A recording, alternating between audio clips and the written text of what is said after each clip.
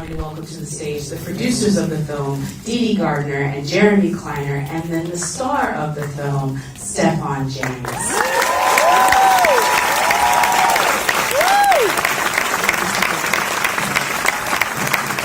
I will add, as they take their seats, KiKi Layne will also be joining us, but she's just running a few seconds late, so let's get right into it. Dede and Jeremy, I'm going to start with you. I know Barry said that he started writing this before he had the rights. He didn't even know if he'd ever get the rights. It was actually an idea in his brain before Moonlight. So how does he then come to you guys and say, so I want you to produce this movie that I don't even know if we could make, basically? Well, I'll try and do this in a short way. We met Barry after Medicine for Melancholy, his first film, and stayed in touch for a few years trying to figure out what he wanted to do. And then, as happens, people get busy and you drift. And then we had an incredible reunion with him at Telluride when we were screening 12 Years a Slave for the very, very, very first audience, and he was the moderator. And it was incredibly comforting to have him do that. It felt like having family sort of wrap his arms around us and say, okay, let's put this movie out in the world. And we said, hi, what have you been doing? What are you doing? And he said, well, I've written these 2 scripts. And one was Beale Street, which he sent us. And we asked, do you have the rights? He said, no. And then he sent us Moonlight, which we read and said, we have to go make this. It's amazing. And strangely, I think in his mind, Beale would have come first. But Moonlight is, I actually believe, the thing that finally cracked open the door with the estate to allow Beale Street to happen. So the universe was at work. Yeah, no, I think as the first English language adaptation of James Baldwin's work, it's an incredible amount of trust that they place both with you guys and then also with Barry. Stephan, I do have to ask you, because at this point we started at TIFF and now this is the opening weekend of its limited release, but you had a moment to get sort of the reactions from the film from an audience perspective, and I was just curious at this point, what has been one of those reactions from the film that has most surprised you about it? I think that, to me, I love doing Q&As and going to the receptions afterwards, because I just feel like everybody, takes a different part of this film and internalizes it and has a personal connection with this, a certain aspect of it. So to me, I think it's really cool to just hear stories about, for some people, this is like their real lives. These were their parents or these were them at some point in time, and to just hear how it affects everybody in such a unique sort of way has been, it's been incredible. I think it's why we do what we do. Jeremy, I'm going to bring it to you, and Dede, feel free to chime in. I think it's always this thing with producers. The directors and the writers come up with this vision, and the producers have to magic it into happening. And I know early on, Barry wanted this to be shot in Harlem. He wanted to have that feel of sort of Baldwin around it. But that's not always the easiest thing on an independent film in a limited time and a limited budget. So just talk about how you guys were able to sort of, I guess, secure all that needed to happen to bring that aspect of filming it in New York to realization. Yeah, to be honest, Barry leads and we follow. That's just the truth of the matter. He's a master. He's one of the great directors walking this planet Earth, and for us, it's like a sacred process to be part of it with him. As it was with Stephan. This is our second movie working with Stephan as well. I think that there were some. So I can't say we cracked the safe or something. There were some choice, but one example, for instance, the production designer of this film is a guy named Mark Friedberg that actually did Selma, which Stephan played John Lewis in, and we worked on. And that was give awesome. it up. And actually, it was our experience with Mark on that film that made us think that he could be somebody that would be really great to do the production design. He's a New Yorker. He grew up in and around the period of the film. He has impeccable taste, and he was so passionate. So when we first approached him, he ended up, I think it was on Father's Day, Barry had 46 minutes in New York, and he went to meet him, and they met and for the first time, and that began a process of architecting how it could be that we could pull the film off there.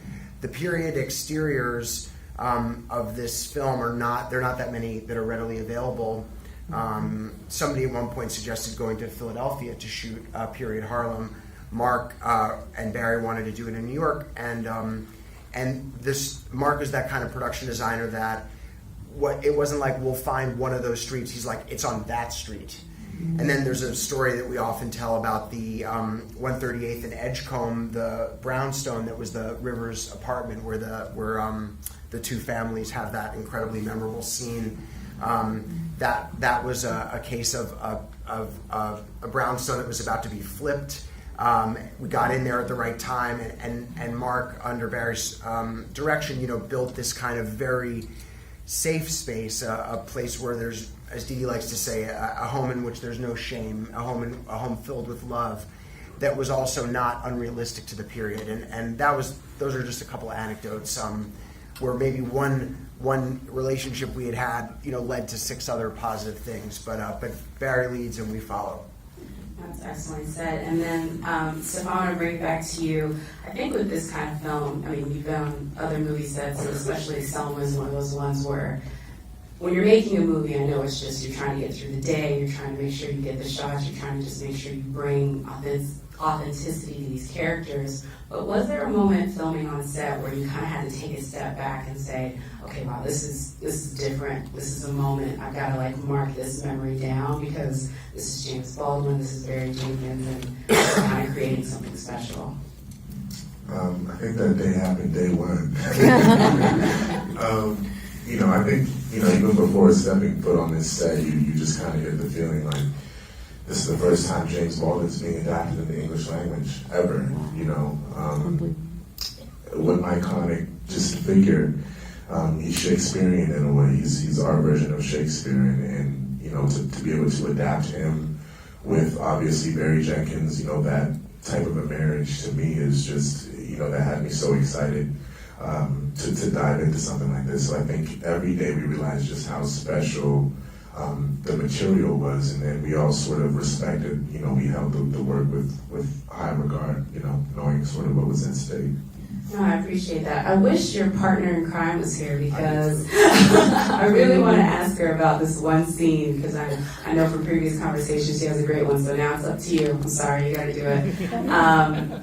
There's a scene in the film, and it's the one I think that's only second to the family scene that you guys mentioned earlier, and that's the scene with Brian Tyree Henry, where you guys are around the pseudo dinner table, and he's kind of telling us. Look who just walked in, Say by the bell, I love it. Everyone, please allow me to welcome our Tish, Miss KiKi Layne.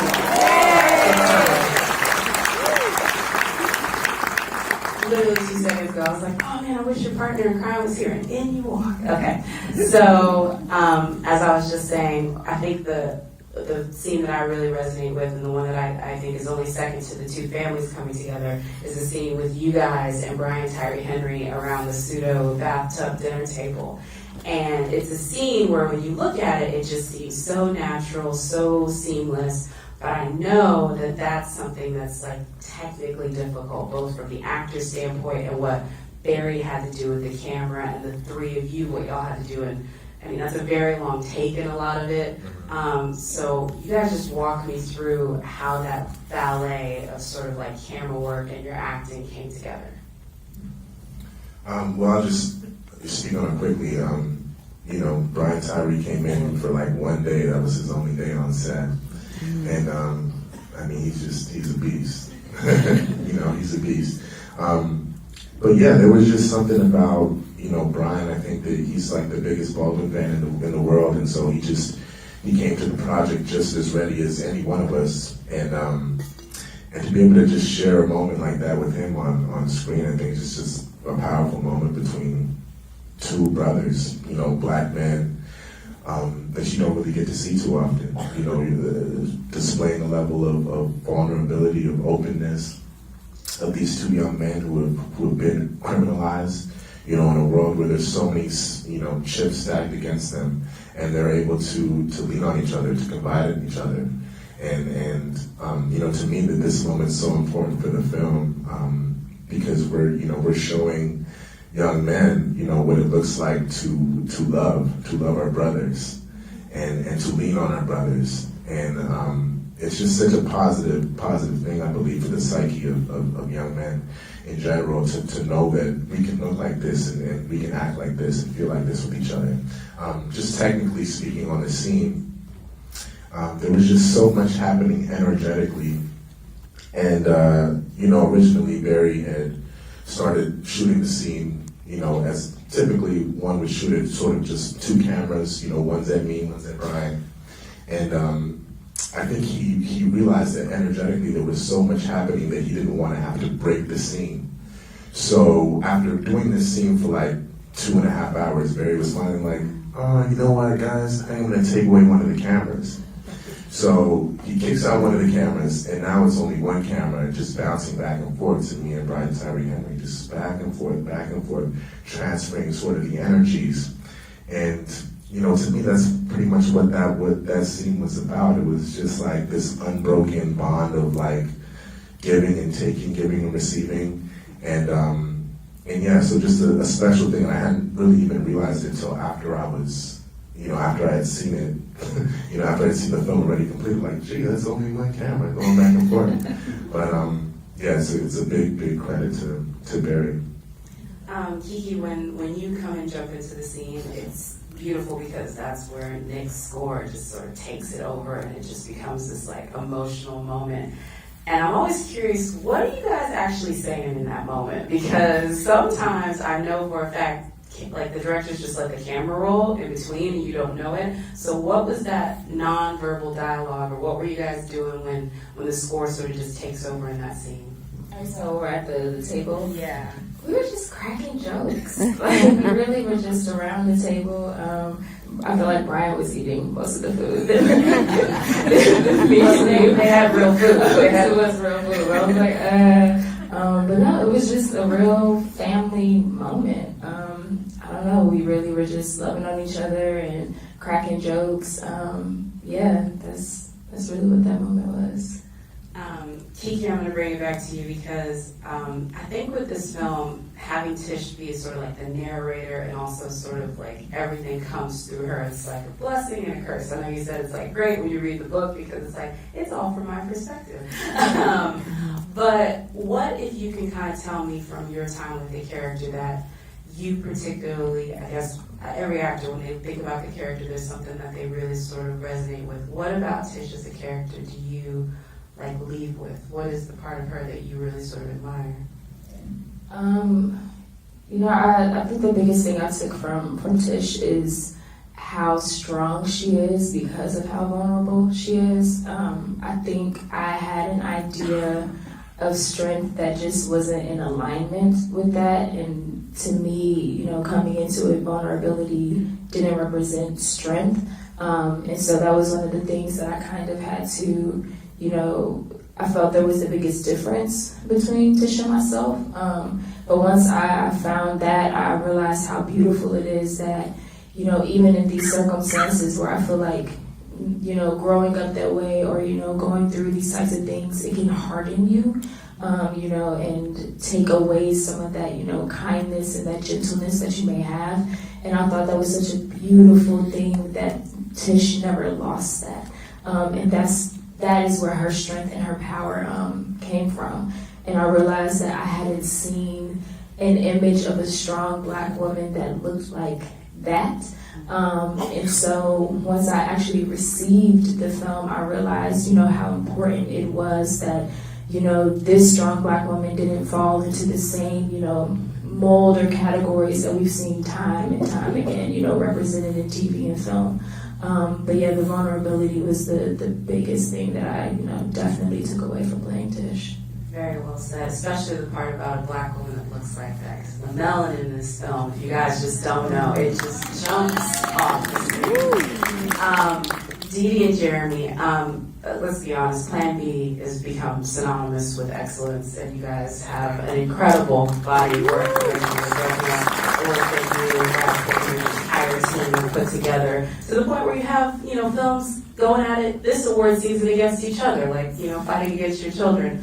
But I want to ask you guys as producers, because of where you are and because of, again, that great body of work, what is the thing that you use as the guide for what, stories you guys want to tell next? And what's the litmus test? First of all, thank you for your kindness. We're very grateful. I wish I could explain it. It's what I can tell you is it's internally driven. We're both readers. We should probably be living in like the 8th floor underground of a Stacks of a library someplace. But somehow we're in Hollywood. We love narrative. We love stories, and we also consider it a tremendous privilege that we get to tell them. So I think we are exacting from that attitude, meaning if you are this lucky to do what we do, then you had best make a good time of it, and you had best spend your time and your energy and ask for other people's money to tell stories that aren't out there, that have not been told, that have been ignored, that have been swept under the carpet. I can't imagine not meeting the privilege with that kind of rigor. I would just add to, and I think it grows out of what Dede was saying. I feel like we're drawn to the strength of another artist's vision, and when that vision is very strong, trying to somehow align oneself behind, like getting it through or pushing it through or even nudging it through, whatever the word is. And I think the vision of James Baldwin is so strong, and the vision of Barry Jenkins is so strong that in a weird way, when you encounter those things, it's almost like not optional. You end up, if you're receptive to that and on that frequency, you feel obliged to pursue it. It was funny. I was just on Baldwin. I was doing some more research today. Trying to think about where he was when he was writing this book. Thinking about the timeliness, the urgency of the things that Stephan's been talking about and KiKi's been talking about. This seeming rarity of representation of something that oughtn't be rare. And why that is, and that actually, when he was writing this, actually there was a mythology being built about how the African American family was this pathological entity, right? And Baldwin's vision is so not that, right? It's so counter to that, and so presenting a family that is so full of love, full of nourishment, full of caring, such a model in a way for resilience and for intergenerational love and so many positive values. When those visions present themselves, you're so lucky to be a part of somehow going with them. Incredibly well said. I'm going to ask a couple more questions, and then I'll throw it to you guys. Again, everyone up here spent several months to years in cases bringing this film to the screen, so please ask them about it. They have tons of stories that I could barely scratch the surface with on my questions. So before we get there, I'm going to ask this to you, KiKi, and you, Stephan. Stephan, I know you're kicking it with Julia Roberts on Homecoming. Congratulations on the book. Yes.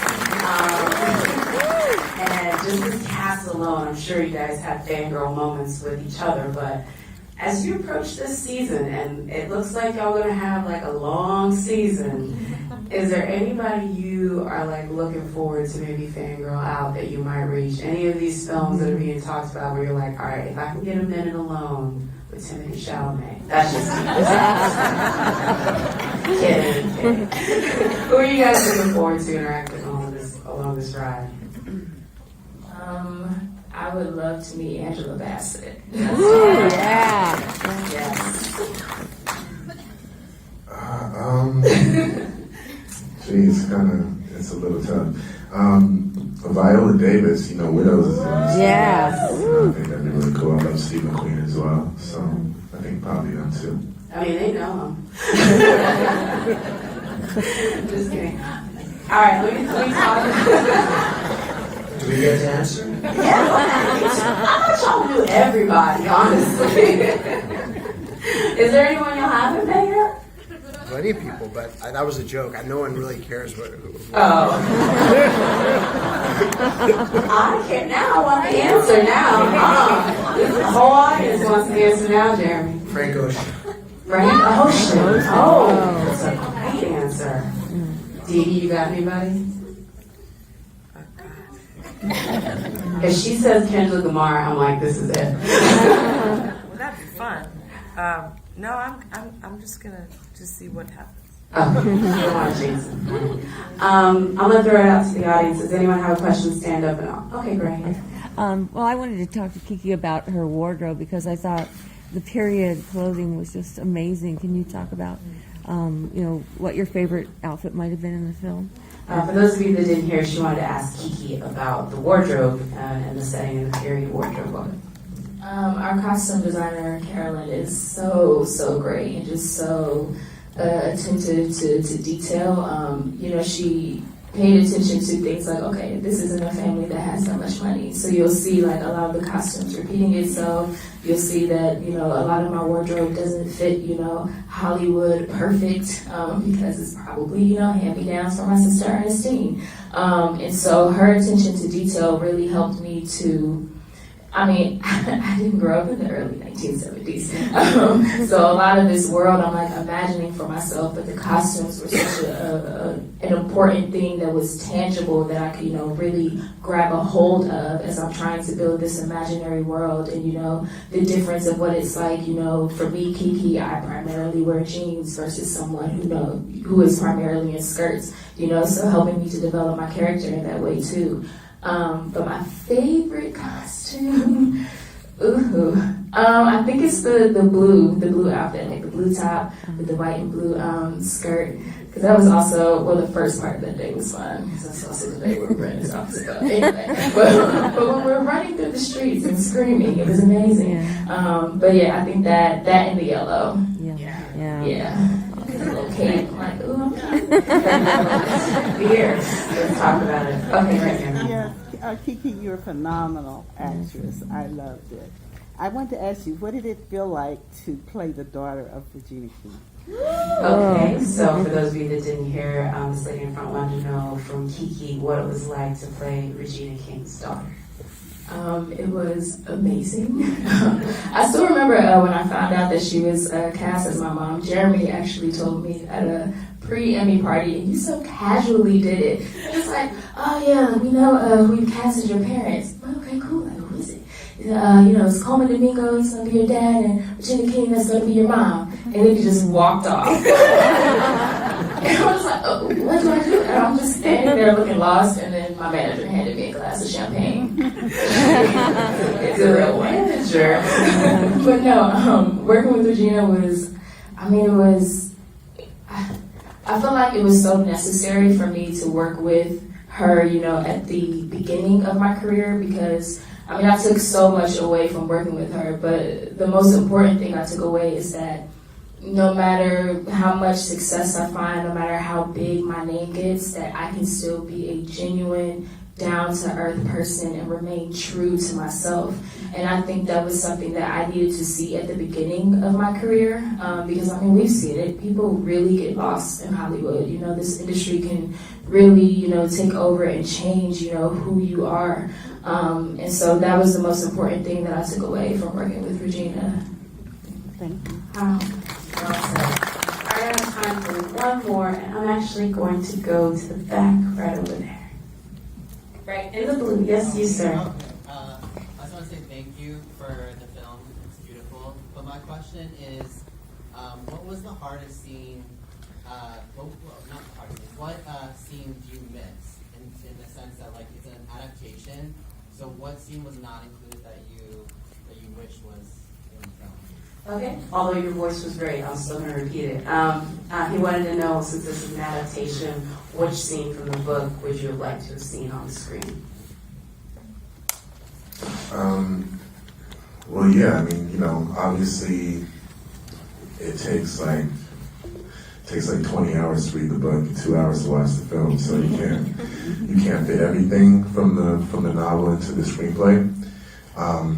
What was actually originally in the screenplay that didn't even get to make it to the film was this scene where Fonnie brings Tish home and asks for her hand in marriage. He tells Mr. Rivers that he's gonna marry his daughter, and to me, I kind of missed that scene, and then Barry and I argued about it for a little bit. But he gets final say at the end of the day. He's Barry Jenkins and all. So we talked about it, but I think that there's a lot that there's this love and this sort of like balancing act that Bonnie has in this scene where he's trying to, it's a scary thing for him to ask for this girl's hand in marriage, but he wants to be a man and show, the Rivers that he's ready for this. And, to me, Barry says a lot that it's not always going to make it into the film, but it can make it into the performances and sort of the feelings and the emotions. So this love and this fight that Bonnie was willing to put up, I think became evident, even though that scene wasn't in there.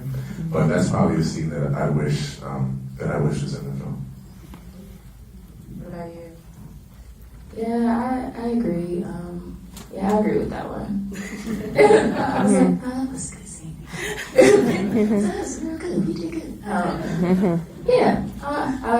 agree. Well, on that note, I want to thank you all for sticking around for the Q&A. I want to especially thank the producers and the cast of the BEALE Street Could Talk.